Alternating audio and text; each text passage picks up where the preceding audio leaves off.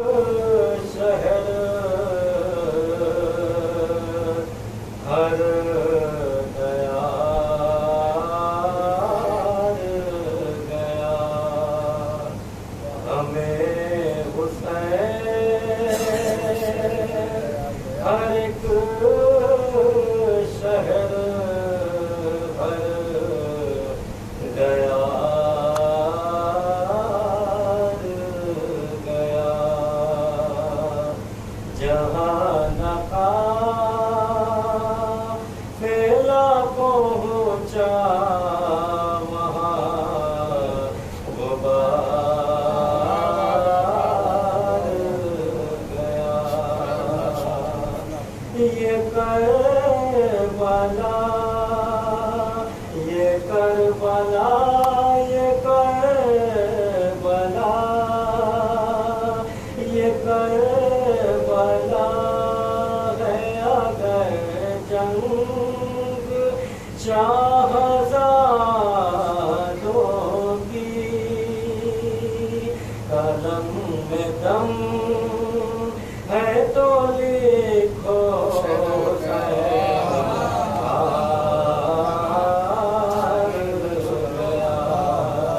قلم میں دم ہے تو لکھو حسین ہار گیا غم حسین نعرے سے بات محمد وآل محمد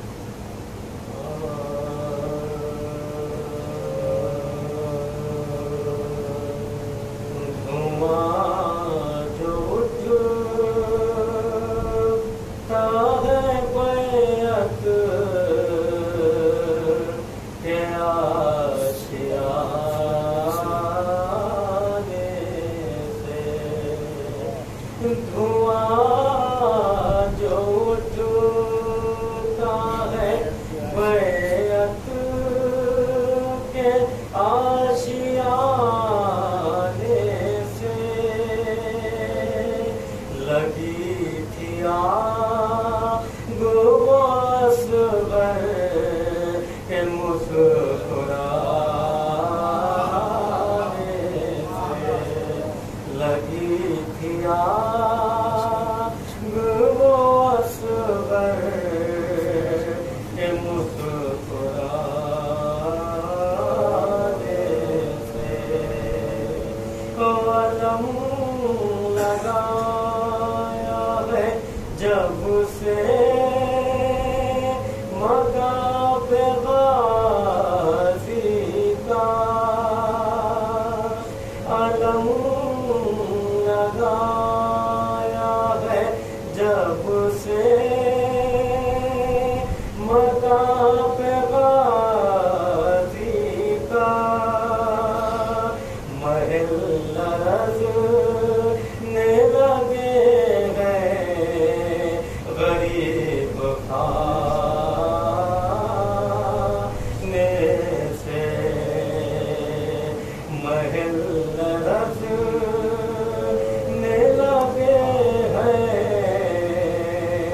غریب خانے سے علم سجیں گے کہاں شہ نشین ہوگی کہاں علم سجیں گے کہاں شہ نشین ہوگی کہاں یہ سوچ لیتے ہیں پہلے مکان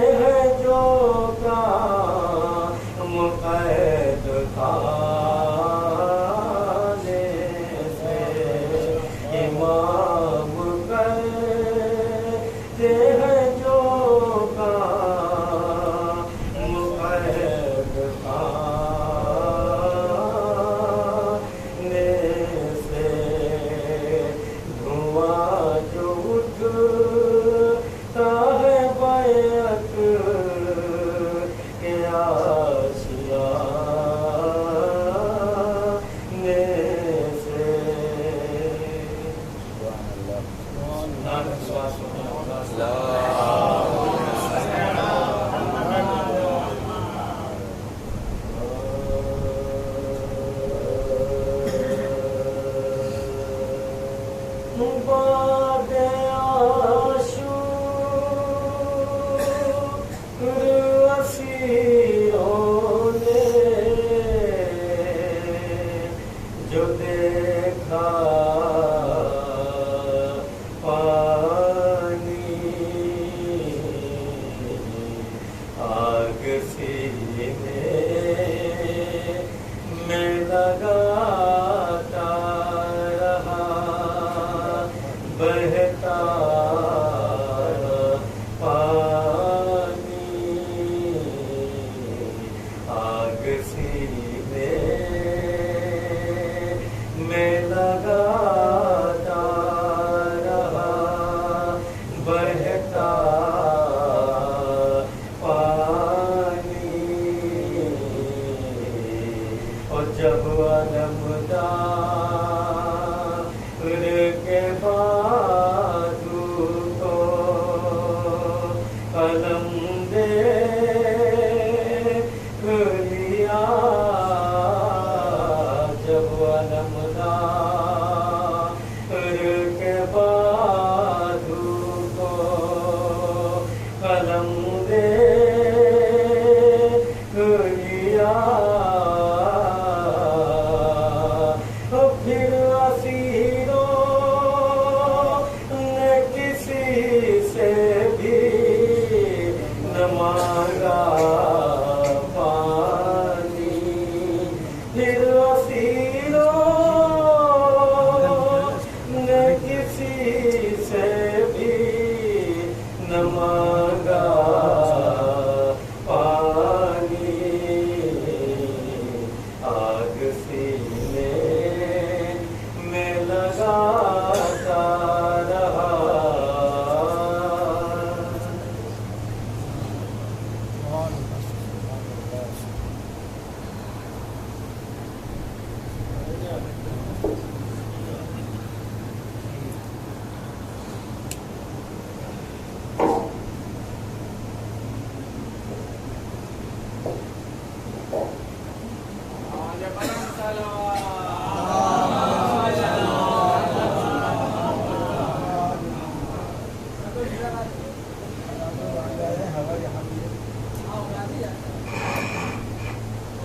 اور جری آگے ہو رحم اللہ من قرأ الفاتحہ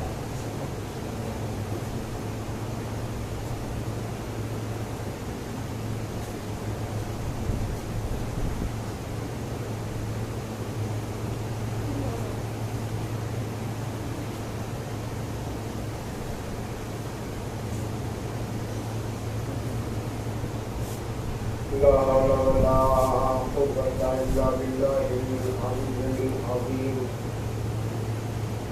حسبنا الله ونعم الوكيل نعم المولى ونعم النصير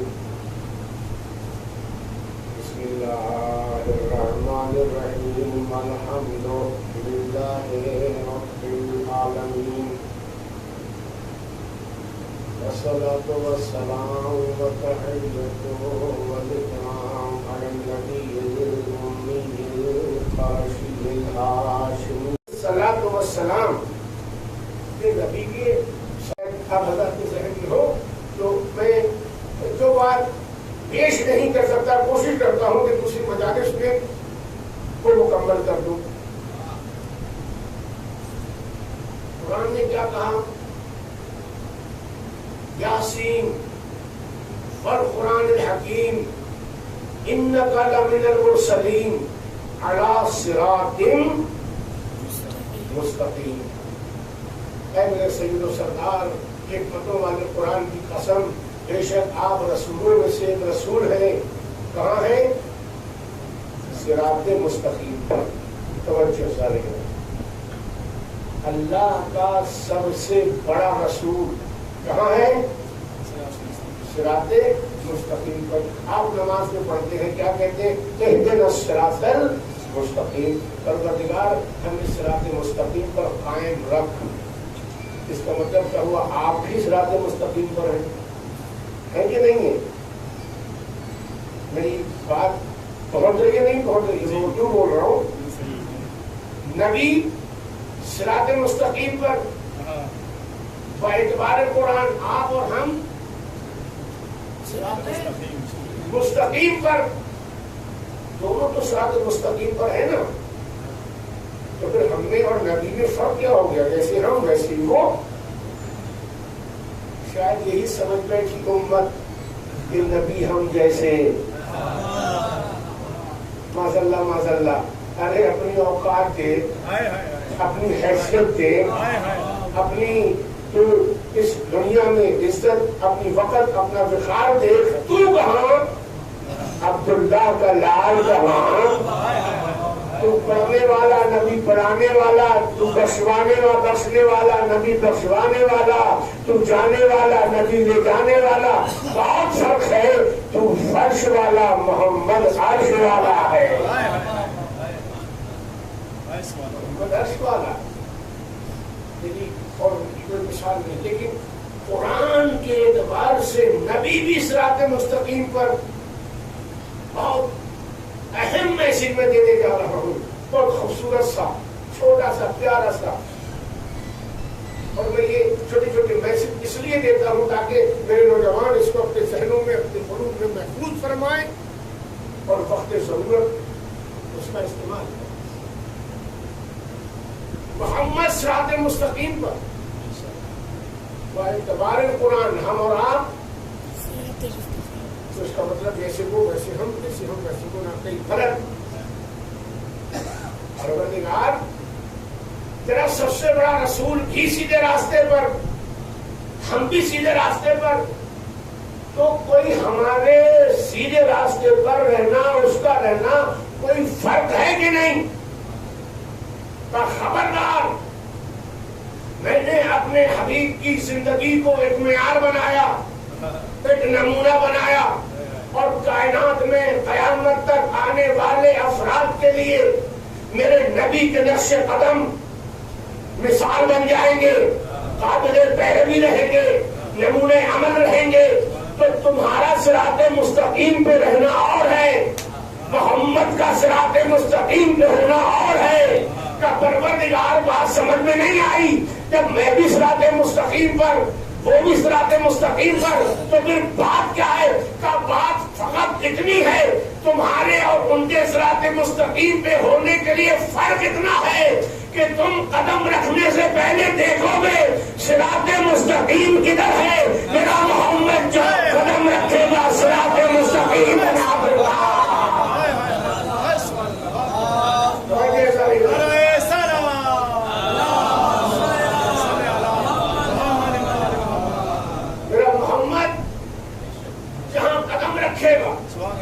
میں اسے صراط مستقیم بنا دوں گا. اب سمجھ میں آیا، ہم اور ہیں، نبی اور ہے، ہماری اوقات الگ ہے، نبی کی حیثیت الگ ہے. نہ ہم ان جیسے، نہ وہ ہم جیسے. یہ بیچارے 2 کروڑی کے جمعرات کی خیرات زکات کھانے والے کہتے ہیں کہ نبی ہم جیسے. اب آئیے میں قرآن سے چھوٹی سی مثال دے کے اپنی بات کو سمیٹوں. جناب حضرت ابراہیم خواب میں دیکھتے ہیں کہ میں اپنے بیٹے کو ذبح کر رہا ہوں. خواب ہے، اور خواب، اس خواب کو بیس بنا کے کہاں گئے؟ میدان بنا میں پہنچ گئے. ذبح تو کر دیا، اب ذبح ہوا یا نہیں ہوا یہ الگ مسئلہ ہے. حضرت ابراہیم نے اس خواب پر عمل تو کیا کہ نہیں کیا؟ اچھا، اتنا بڑا مجمع میرے سامنے بیٹھا ہے، کوئی باپ خواب میں دیکھے کہ میں اپنے بیٹے کو ذبح کر رہا ہوں، تو کیا اس میں ہمت ہے وہ ذبح کر سکتا ہے؟ اور اگر خدا نہ خواستہ کر بھی بیٹھا تو کیا ہوگا؟ ہاتھوں میں ہتھکڑی، جیل، سلاخیں، مقدمے، دیوانہ ہوگا کہ نہیں ہوگا؟ اور اگر کوئی پولیس پکڑے اور یہ کہے کہ صاحب ابراہیم نے خواب میں دیکھا تھا ذبح کرنا، میں ذبح کر دیا، تو ہم نے بھی کر دیا، ہم نے بھی دیکھا خواب میں، تو کب پاگل ہو رہے ہو؟ ابراہیم کے خواب جیسا تیرا خواب کہاں؟ غور کریے گا عزیزان گرامی. تو جب ابراہیم کے خواب جیسا تیرا خواب نہیں ہو سکتا تو محمد جیسا تو کیسے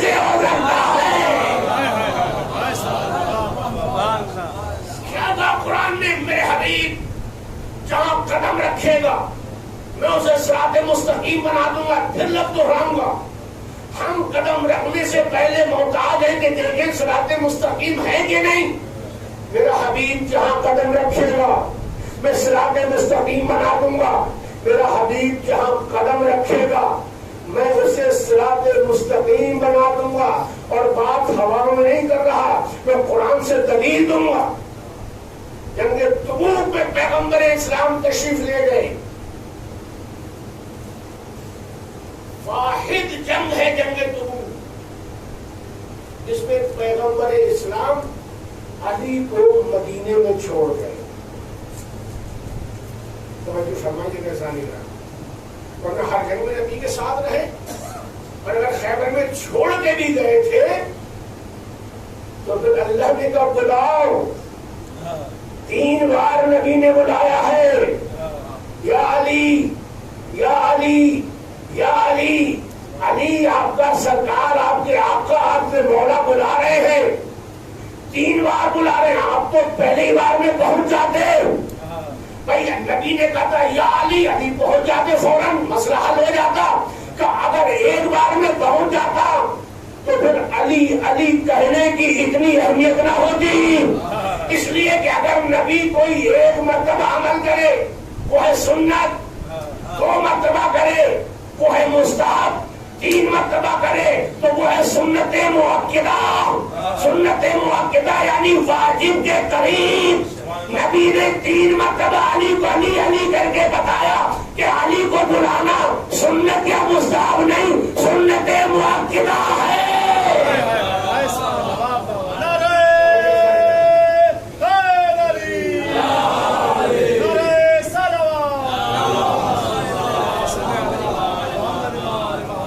تو علی کو چھوڑ کے گئے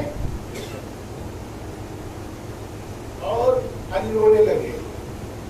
تو پتا پیغمبر نے کیا کہا, علی کا تم اس بات پر راضی نہیں ہو کہ تمہیں مجھ سے وہی نسبت ہے جو موسیٰ کو ہارون سے تھی. اس لیے کچھ دشمن میرے ساتھ ہیں اور کچھ دشمن تمہارے یہاں ہیں. میں وہاں سنبھالوں گا, تمہیں مدینہ سنبھالنا ہے. لہذا علی بن ابی طالب علیہ السلام نماز پڑھا رہے ہیں, لوگوں کو مسائل حل کر رہے ہیں. یہ جو کچھ منافقین کا ایک گروہ تھا, انہوں نے کہا کہ ہم علی کے پیچھے نماز نہیں پڑھیں گے, نہ ہم اس مسجد میں پڑھیں گے جس میں علی پڑھ رہے ہیں. توجہ فرمائیے گا ثانی کرام, خب کو کرنا ہوگا سوچتا ہوں. نہ ہم اس مسجد میں پڑھیں گے نہ علی کے پیچھے. تو یہ منافق تھے, پیسے والے تھے. انہوں نے پیسے جمع کیے اور ایک بڑی عالیشان مسجد بنا ڈالی. ہمیں 20 دن نہ لگے مسجد بننے میں. علی کے بھج میں مسجدیں بڑی تیزی سے تعمیر ہو جاتی ہیں, لیکن ان کی اہمیت کیا ہوتی ہے ابھی آگے پتہ چلے گا.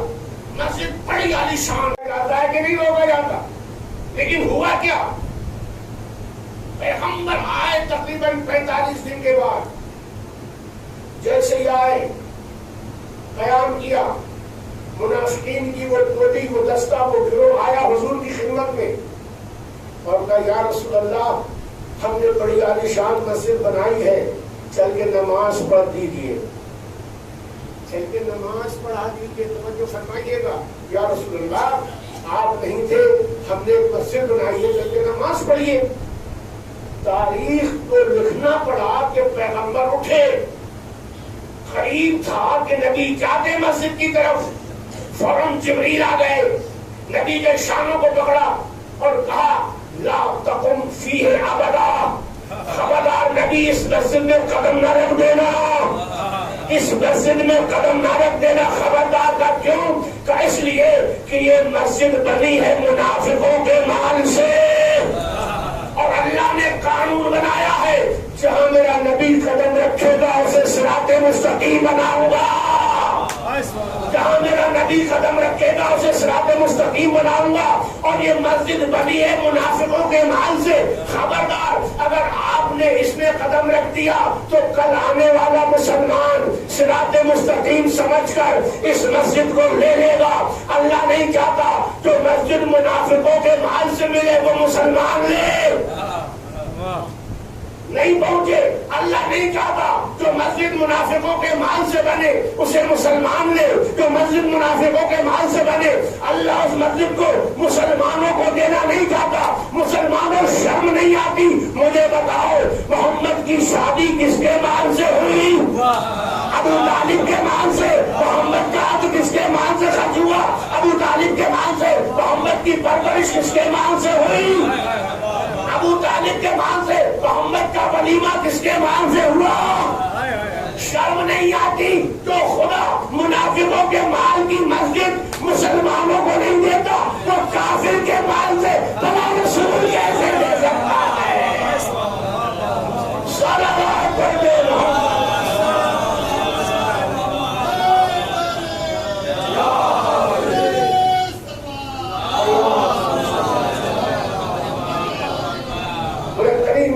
صلوات پڑھتے رہو.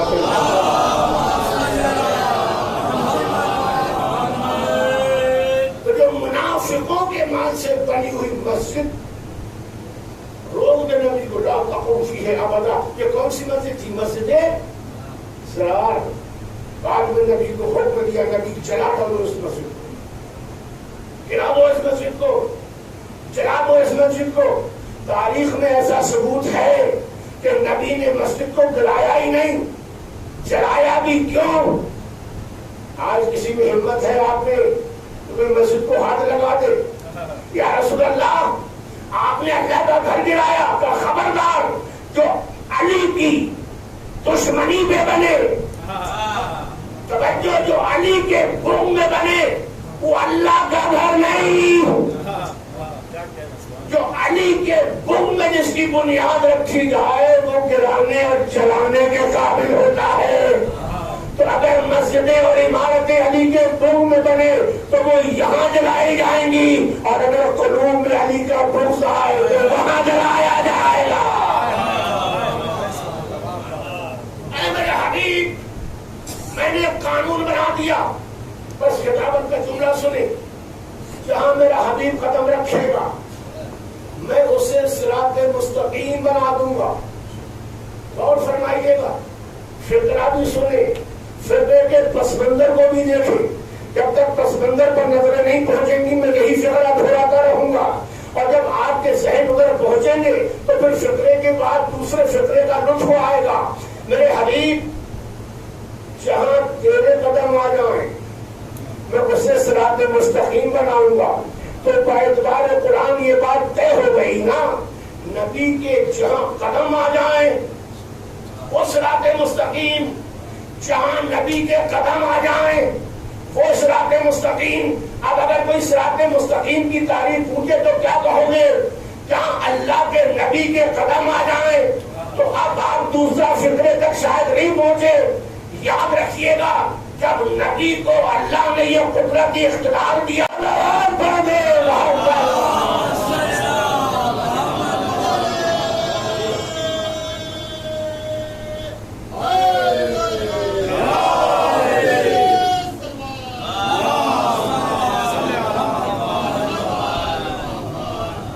یاد رکھو